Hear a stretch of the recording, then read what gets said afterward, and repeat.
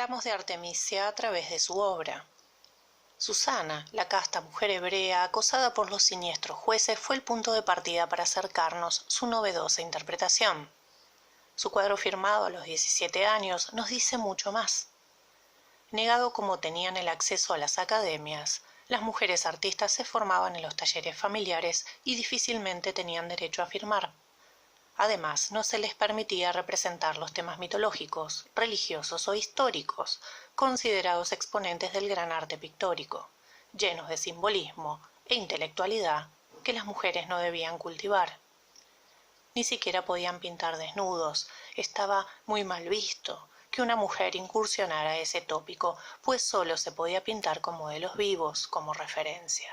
Y qué escándalo tener una dama observando anatomía humana sin vestimentas. Las pocas artistas que pudieron desarrollar carrera entonces lo hicieron a través de la naturaleza muerta y los retratos. Estos géneros pictóricos fueron reivindicados en la modernidad, pero en esos tiempos se consideraban géneros menores. Esta era otra forma de limitar la carrera de estas artistas. Los encargos de mayor prestigio y pago abultado no recaerían en ellas.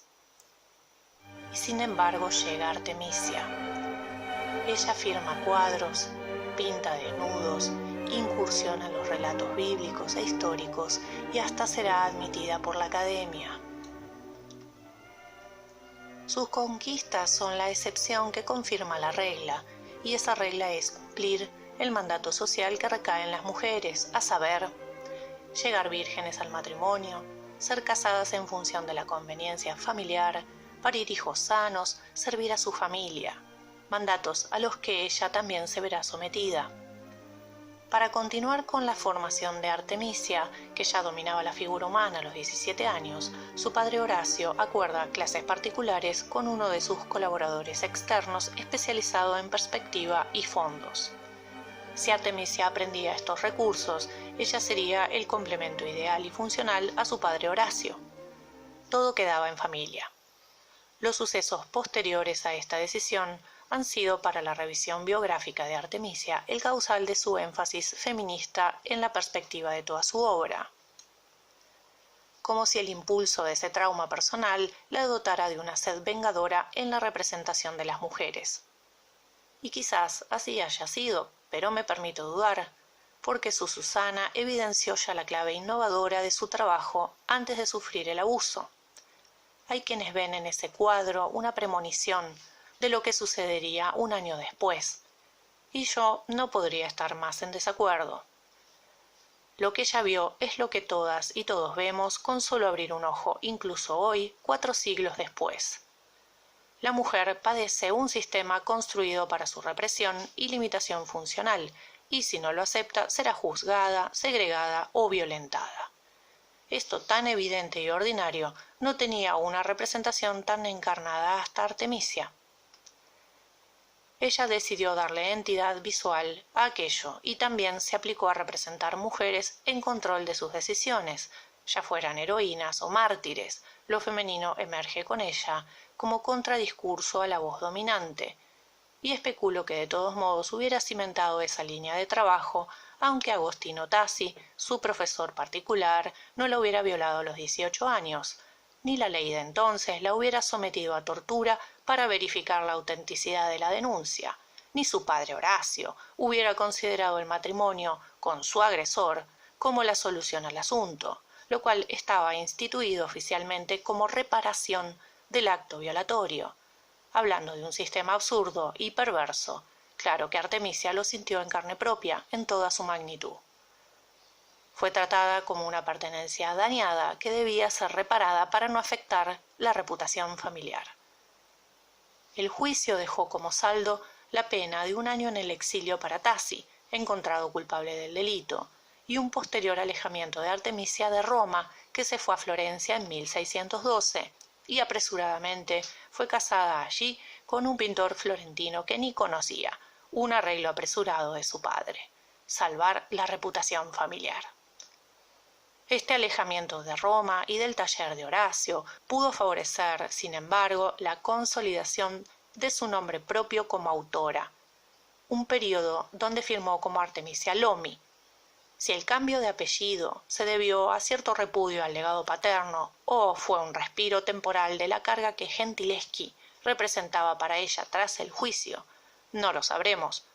Lo que sabemos es que puso inmediatamente manos a las obras, con una versión de Judith decapitando a Holofernes pintada hacia 1612. Este cuadro presenta lo que parece ser un estudio preliminar de otro muy similar ejecutado varios años después. En esta primera versión, algunos detalles demuestran una falta de acabado, como si un apremio, por darle conclusión, hubiera obviado materializar del todo lo que aquí se representa, como sucede con la espada. Lo que sí es concluyente es la fuerza y determinación en la cruenta tarea ejercida por estos personajes femeninos y la resistencia del hombre. Judith es otra heroína hebrea, presente en el Viejo Testamento, una joven y bella viuda que pergenia y comete el asesinato de un capitán asirio antes de que éste destruya la aldea por órdenes del rey de Babilonia, Nabucodonosor. Llamada Betulia, de imprecisa ubicación geográfica, esta aldea asediada durante días estaba a punto de rendirse. Judith decide, sabiendo que Holofernes le había echado el ojo, aprovechar ese interés y planear una cena íntima con él, embriagarlo para reducirlo y asesinarlo. Derramará la sangre de una única víctima y evitará así la destrucción de su pueblo. Historia pintada con frecuencia por diversos autores durante el Barroco, con Artemisia destacan los atributos de fortaleza y decisión de Judith y una presencia activa de la criada. Ambas mujeres aunan fuerzas contra un oponente que es mostrado como una especie de Goliat, que debe ser reducido con grandes esfuerzos, pero estos son efectivos al asociarse a ambas mujeres para la heroica tarea.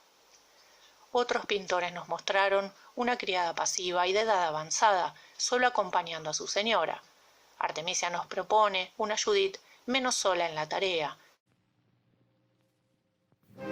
Las llaves barrocas nos faltan a la cita, como el dinamismo compositivo destacando diagonales, o el corte temporal de una acción en el momento culminante, los cuerpos aplicando fuerzas en oposición, y la clave lumínica del claroscuro, muy pertinente por su fuerza dramática y coherente con este momento furtivo entre las sombras nocturnas, contrastando con la claridad de la determinación.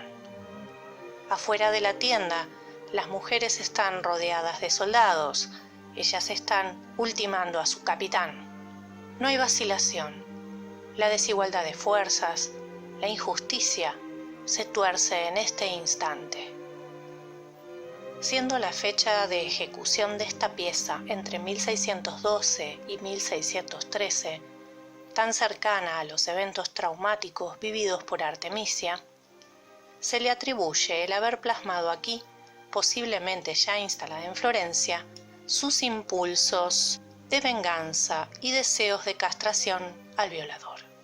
Nuevamente, las especulaciones son posibles, todas ellas, poniéndolas de lado. Lo que sí es obvio es la exaltación de un instante de violencia singular, justificada por los fines que rodean esta historia, y también que esta heroína sería pintada repetidas veces en encargos que le han hecho al artista. En 1620, unos 8 años después, ejecuta una segunda versión, de mayor tamaño, con detalles más sofisticados y algunos cambios en la paleta de color. Una pulsera de camafeos con la iconografía de la diosa griega Artemisa aparece en el brazo izquierdo de Judith, mientras retiene por la cabellera al aturdido Holofernes. Artemisa es la diosa de la caza, los bosques y animales y guardiana de la virginidad. En la tradición romana es transformada en la diosa Diana. En ambas versiones, una de las funciones de esta diosa es proteger y vengar a las vírgenes.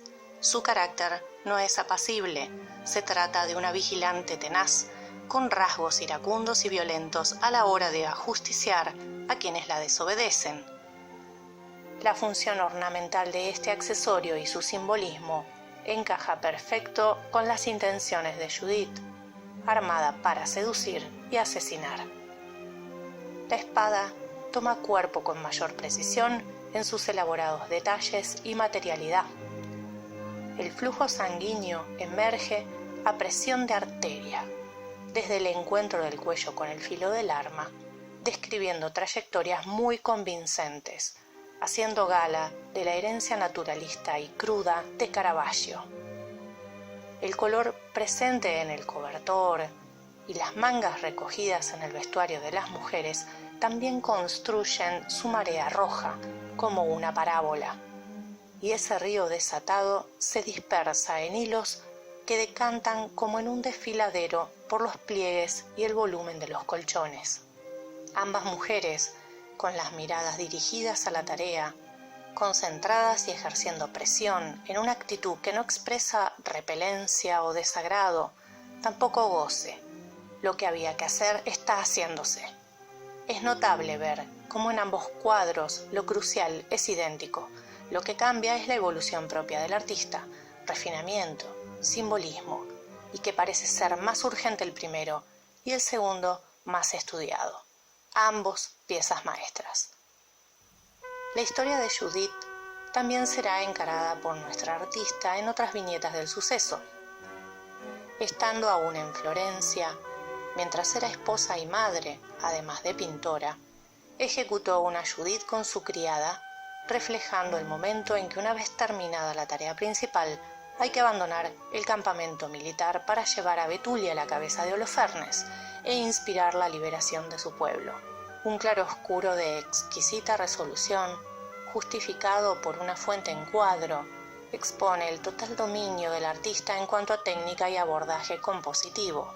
El contexto está bellamente esculpido por la luz y las sombras, y no falta detalles finos, las telas siempre extraordinarias de Artemisia y los elementos descriptos con precisión. Las miradas desvían el protagonismo hacia el fuera de campo, con una capacidad casi audible de proporcionarnos la tensión de esta espera, la del momento oportuno para no ser descubiertas por los soldados. La mano de Judith es un código de aviso a su criada. Aún no es el momento, hay que aguardar. La misma mano que introduce la proyección de la sombra sobre su rostro, aumentando la furtividad de los sucesos y la tridimensionalidad escénica. No hay desangramiento ni violencia alguna en esta obra. La tensión se impone por otra vía. Es el retrato del suspenso, ese tiempo que flota cargado de amenazas latentes. Nos pone a esperar y sentir junto a ellas que aún no está terminado el trabajo. En una construcción similar en cuanto al concepto del suspenso y el momento de huir con la cabeza, hacia 1623 pintará otra Judith con su criada. Para entonces, ya ha vuelto a Roma, ya ha sido aceptada en la Academia del Diseño de Florencia, y atrás dejó a su marido, de quien se separó luego de varios años de desacuerdos, 5 partos y dificultades financieras. Vuelve como cabeza de familia, solo con Prudencia, la única hija que aún vivía. Este óleo nos presenta la situación sin escenografía, depurando el uso del fuera de campo a través de la abstracción del retrato conjunto. Judith, de perfil neto, ligeramente alzada la cabeza, como queriendo agudizar la percepción del sonido, dirige, al igual que su criada, la mirada más allá de los límites del acotado cuadro. Esa tensión sostenida es contrarrestada bajo a la izquierda por la prenda oculta de la cabeza del capitán. Una diagonal resuelta, el movimiento de los pliegues de las telas, el escorzo sutil de la empuñadura en la diestra de Judith y la inclinación de la cesta realzan la volumetría y agitación propias del barroco. La mano izquierda es ahora retención sutil sobre el hombro de la criada. Hay que esperar el momento, y están juntas en esto. Otro camafeo, esta vez sujetando el cabello peinado en elaboradas trenzas, incluye nuevamente el símbolo de la protección de la diosa Artemisa o Diana. La clave lumínica otra vez se vale del claroscuro, La luz proviene del lado opuesto al que se dirigen las miradas. Se destacan brillantes el cuello y pecho de Judith, con la espada apoyada sobre su hombro, casi como una provocación de lo vulnerable que resulta finalmente victorioso. El filo del arma descansa ahora sobre su hombro, oculta ya las huellas de una violencia previa que aquí es imposible de imaginar, pero contrasta la exposición generosa de ese sano cuello con la cabeza que yace abajo, grisácea y semioculta.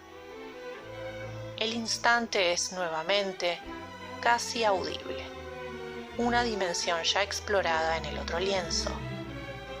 ¿Acaso el sonido puede ser pintado? Artemisia será capaz de articular esta espera, construye el fuera de campo e inquieta con un silencio latente entre la luz y la sombra.